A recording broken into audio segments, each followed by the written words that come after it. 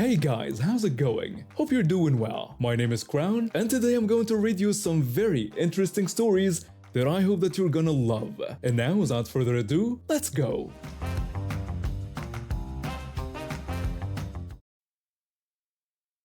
I've been in retail management for over 15 years, and I thought I'd seen it all. Working my way up from a sales associate to store manager at one of the biggest clothing retailers in the mall wasn't easy, but I took pride in building a diverse, hard-working team that consistently met our targets. However, there was one customer who tested not just my patience, but my entire team's resilience. Over the past 6 months, this particular customer, who I'll call Karen for obvious reasons, had become notorious in our store. She would come in at least twice a month, and each visit was marked by complaints, demands, and what I strongly suspected was racist behavior. She consistently asked to speak with our white employees for help, and on one occasion, she complained about the black girl with the poofy hair when referring to one of my best cashiers. I had documented every incident, but without concrete evidence of discrimination, there wasn't much I could do except ensure my team felt supported. The incident I'm about to share happened during our busy weekend shift. I was helping with inventory in the stockroom when I heard someone demanding to speak with a manager. I immediately recognized that voice. It was Karen. When I walked out to the sales floor, she asked if I was the manager. When I confirmed that I was and asked how I could help, she apparently didn't hear me and asked again if I was the manager. I confirmed again and asked what she needed. Instead of responding, she stormed off toward the registers, and I followed her, already knowing this wouldn't be pleasant. She immediately launched into a tirade about how she had bought some items but didn't receive a paper receipt despite asking for one. She complained that the cashier had been rude and left the sensors on her items. She went on about how she had to call customer service and wait on hold just to get her receipt sent to her, insisting that she should have gotten a paper receipt right away and demanding that the sensors be removed. I apologized about the sensors and asked to see her receipt. She showed me her phone with a digital receipt, and I noticed her member number at the top. I tried to explain that she could have saved time by coming directly to us, but she interrupted, saying she didn't care and just wanted a paper receipt. When I attempted to explain further, she cut me off again, saying I wasn't helping and just needed to remove the sensors and give her the paper receipt. I tried one more time to explain that we could have gotten her receipt in store, but she just kept yelling that I wasn't being helpful and should just do my job, insisting she wasn't going to argue with me. That's when something in me snapped. Not in an angry way, but in a way that made me remember a story about malicious compliance I'd read recently. I switched into my sweetest customer service voice and decided to give Karen exactly what she wanted, with excruciating attention to detail. I told her the screen was dim and asked if she could make it brighter. After she adjusted it, I said I still couldn't see it properly and asked her to scroll down. When she told me I could touch her phone, I declined, saying I wouldn't want to damage it. She angrily scrolled down herself. I spent a full minute pretending to scan for the items, squinting at her screen, then told her I couldn't see it and asked if she could scroll back up because she might have gone too fast. Frustrated, she asked if I could just look it up on our system instead. I cheerfully agreed, explaining that this was exactly why we always ask for email addresses to hold receipts in case customers don't get paper copies. Fate was on my side because the store phone I was using conveniently froze. I spent several minutes pretending to troubleshoot before announcing I needed to get another phone. When I returned with a working device, I typed her email address one character at a time, verifying each letter with her just to be sure. After finding her receipt, I insisted on matching every single number on the garment tags with the receipt, explaining that it was company policy to verify everything thoroughly. When I got to the second shirt, I deliberately backed out of the app. I apologetically told her the phone had frozen and closed the app, so I'd need her email again. When she protested that she had just given it to me, I explained that for privacy reasons, I try not to remember customer information and asked her to spell it out slowly for me. We repeated the entire process, finding the receipt, matching numbers, and verifying tags. What should have been a 1-minute sensor removal turned into a 30-minute exercise in patience. Hers, not mine. I was having the time of my life. By the end, Karen's face had turned red, and she was practically vibrating with frustration. But since I had maintained my sugary, sweet, helpful demeanor and followed every proper procedure, she couldn't even complain about my service. When I offered to print her a paper receipt for this interaction just to be thorough, she refused and demanded her things. I asked if she was absolutely sure, saying I wouldn't want her to have to call customer service again, but she just snatched her shopping bag and stormed out, nearly bowling over another customer in her haste to leave. She hasn't returned to our store since then. My son was born with a congenital heart condition. The doctors told us he'd need multiple surgeries throughout his childhood, but with proper care and precautions, he could live a relatively normal life. We moved to a new town for better medical facilities when he was 12, and that's when our nightmare began. From day one at his new middle school, this rich kid and his group of followers targeted my son. Maybe it was because he couldn't participate in physical education, or perhaps they just saw him as an easy target. Whatever the reason, they made his life miserable. When my son would explain that he couldn't participate in sports because of his heart condition, the rich kid would mock him. He'd taunt my son by asking if he was just a scared little baby who was afraid of getting tired, or if he was making excuses because he was bad at everything. His friends would laugh, and the bullying only got worse as time went on. My son found a few good friends who stood by him, other kids who were also targeted by this group. I complained to the school multiple times, but the rich kid's mother, let's call her Karen, always managed to smooth things over. During meetings, Karen would dismiss the incidents, saying that boys will be boys and that her son was just playing around. She'd suggest that my child needed to toughen up a bit. When I'd insist that this was harassment and needed to stop, she'd imply that if my son wasn't so different, he wouldn't have these problems. The school administration would give the rich kid detention occasionally, but nothing serious enough to stop the behavior. Then last week, everything escalated beyond our worst nightmares. My son and his friends were eating lunch outside when the rich kid approached them. This time, he wasn't just armed with insults. He had stolen his father's stun gun from their home and brought it to school. The rich kid called out to my son, mockingly referring to him as hard boy. He cruelly suggested they test if my son's condition was real or if he was just faking it. Before anyone could react, he pressed the stun gun against my son's chest. The electrical current shot through his body and he collapsed immediately.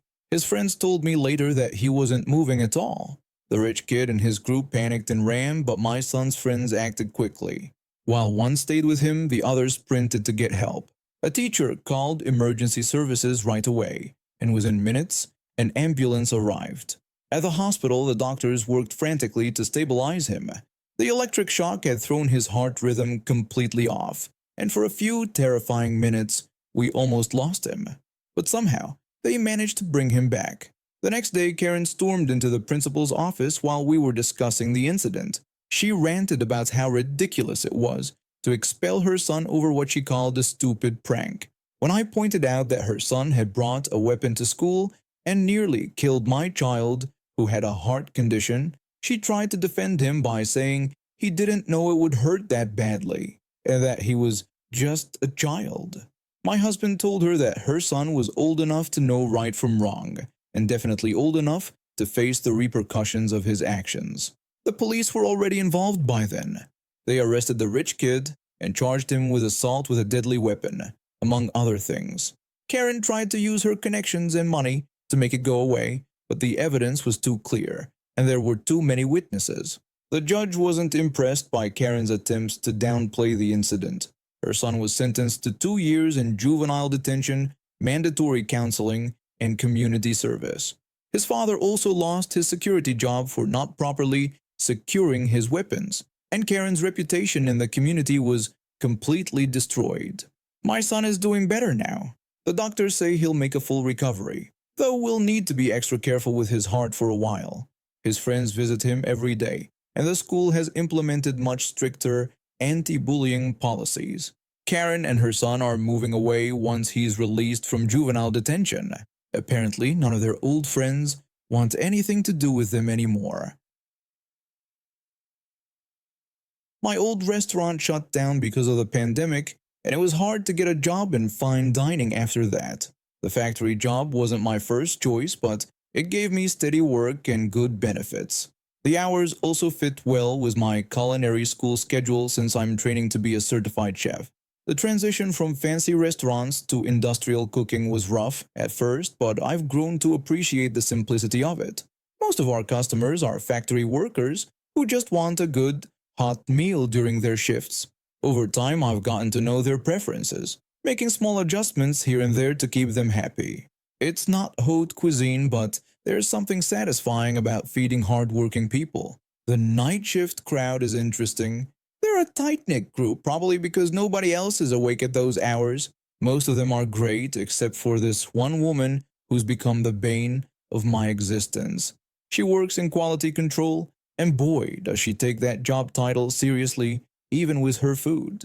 Her hatred for peas is legendary among the cafeteria staff. The first time she encountered them in her soup, you'd think I'd personally offended her ancestors. When I served her the chicken soup that day, she immediately started questioning me about the green things in her soup. When I confirmed they were peas, she demanded that I remove them. I had to explain that since the peas were mixed into the soup, I couldn't remove them individually.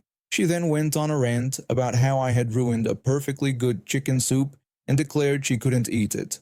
From that day forward, she'd inspect every soup like she was conducting a military operation. She'd come to love our chicken soups, when they met her exacting standards, that is. Last week's incident was amusing. We had her favorite chicken soup, completely pea-free, but she still found something to complain about.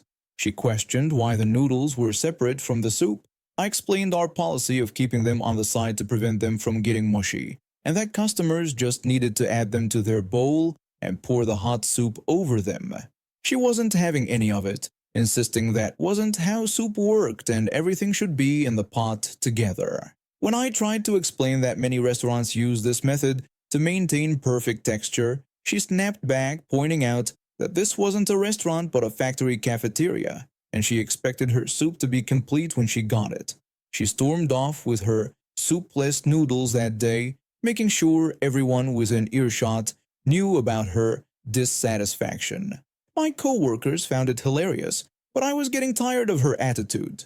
Today I faced a dilemma. We were running low on the chicken and wild rice soup, her absolute favorite, for the night shift. I needed to stretch it out, but the day shift cook had used up all the freshly chopped carrots.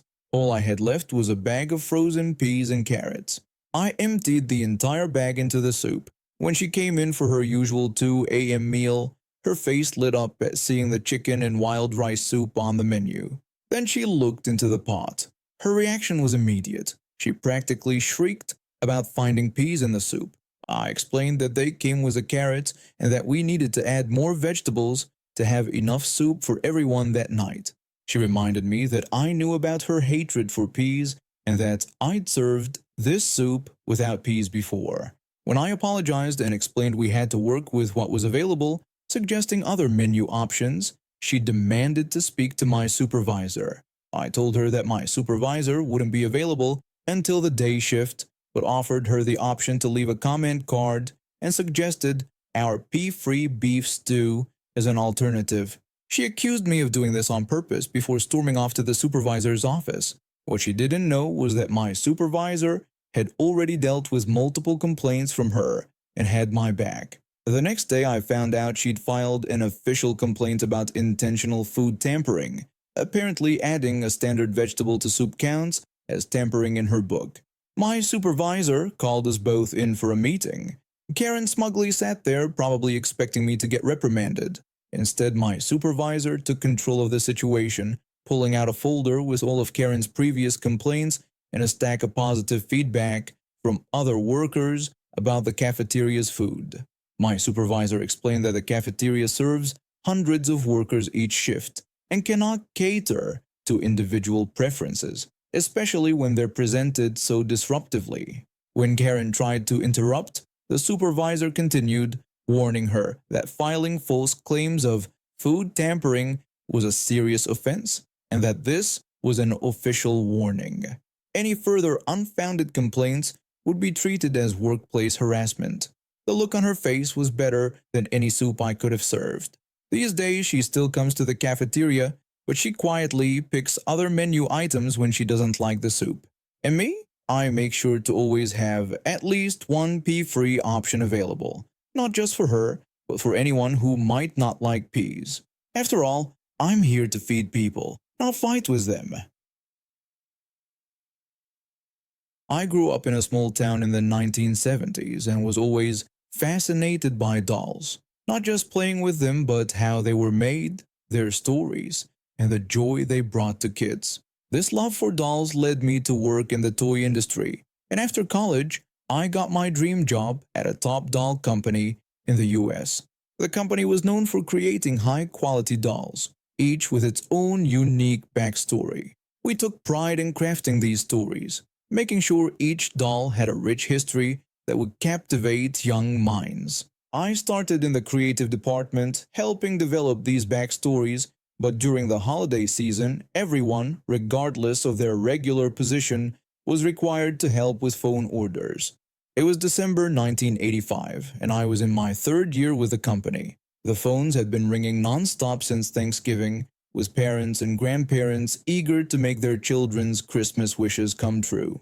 That's when I received the call that would become infamous among my colleagues. I answered the phone with our standard company greeting. The woman on the other end responded with a voice that had that sweet, southern charm that could fool anyone at first. She explained she was calling from Mississippi and was interested in our Victorian-era orphan doll, one of our most popular items that year. I told her it was an excellent choice and explained that it was from our Victorian Rose collection, briefly describing the doll's backstory as an orphan who overcomes adversity in London during the 1850s. The woman then asked about the doll's appearance, specifically confirming if it had dark hair and brown eyes. When I confirmed this was correct, she hesitated before asking if the doll was what they called, and then she used a racial slur that made my stomach turn. I had dealt with difficult customers before, but this level of blatant racism was something else entirely. I explained to her that these were dolls, not actual human beings, and that the doll's storyline didn't include any mention of being biracial. She responded by saying she just wanted to make sure, trying to justify herself by saying they needed to be careful about these things for her granddaughter.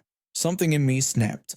Maybe it was the accumulated stress of the holiday season, or perhaps it was the casual way she expressed her prejudice, as if it was the most natural thing in the world. I told her that I completely understood her concern about racial purity and suggested our Scandinavian collection doll instead. When she expressed interest in hearing more about that doll, I delivered my calculated response.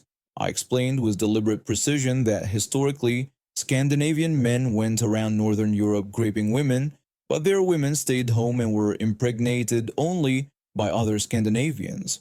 I suggested that if racial purity was what she was after, that doll would be perfect for her granddaughter. There was a moment of stunned silence on the other end. When she finally found her voice, she was outraged, demanding to speak to my supervisor immediately. I simply told her that wouldn't be possible, wished her happy holidays, and hung up the phone. I immediately took my break, my hands shaking partly from anger and partly from the adrenaline of finally standing up to such blatant bigotry. Later that day, the customer called back and spoke to our supervisor. She demanded I be fired for my inappropriate behavior and rudeness. To my surprise, my supervisor, after hearing the full story, not only defended my actions but also added her name to our do not sell list.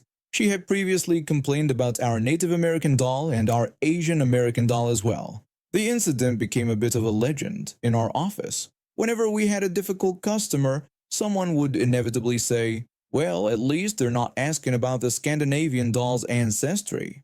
I continued working for the company for several more years, eventually becoming part of the team that helped transition our sales to the early internet in the 1990s. And now we have reached the end of today's stories. Thank you for watching, and see you next time.